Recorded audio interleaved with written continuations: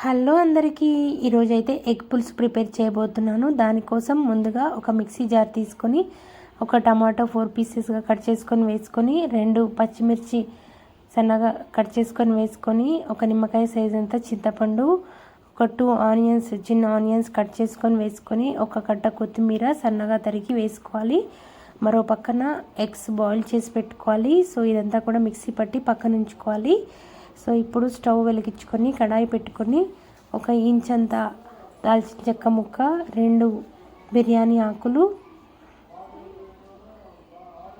కొద్దిగా జీలకర్ర, 1 ఆనియన్ సన్నగా కట్ చేసుకొని వేసుకొని దానిలోని 1 టీ స్పూన్ అల్లం వెల్లిగడ్డ పేస్ట్ ఫ్రెష్గా దంచింది వేసుకొని మొత్తం అంతా కూడా మిక్స్ చేసుకొని బాగా కుక్ అయిన తర్వాత మనం ఆల్రెడీ మిక్సీ పెట్టుకున్న పేస్ట్ ఉంది కదా, ఈ పేస్ట్ అనేది దీనిలో యాడ్ చేసుకొని మొత్తం అంతా మిక్స్ చేసుకొని తగినంత కారం, తగినంత ఉప్పు, 1/2 టీ స్పూన్ దాకా గరం మసాలా, 1 టీ స్పూన్ దాకా ధనియా పౌడర్ యాడ్ చేసుకొని మొత్తం అంతా కూడా మిక్స్ చేసుకోవాలి. బాగా కుక్ అవ్వనివ్వాలి. ఆయిల్ పైన తేలే వరకు కుక్ అయిన తర్వాత కొద్దిగా వాటర్ యాడ్ చేసుకొని వాటర్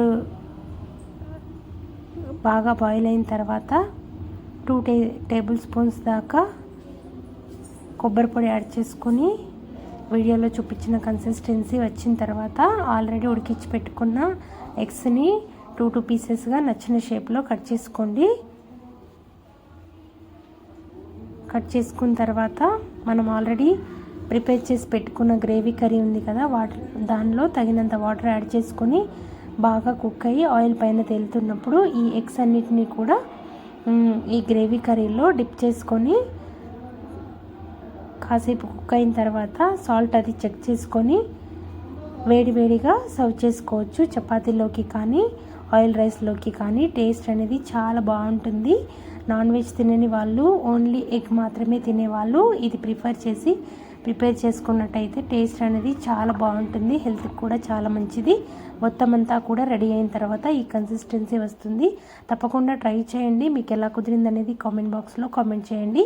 అంతే ఈ వీడియో. Bye bye.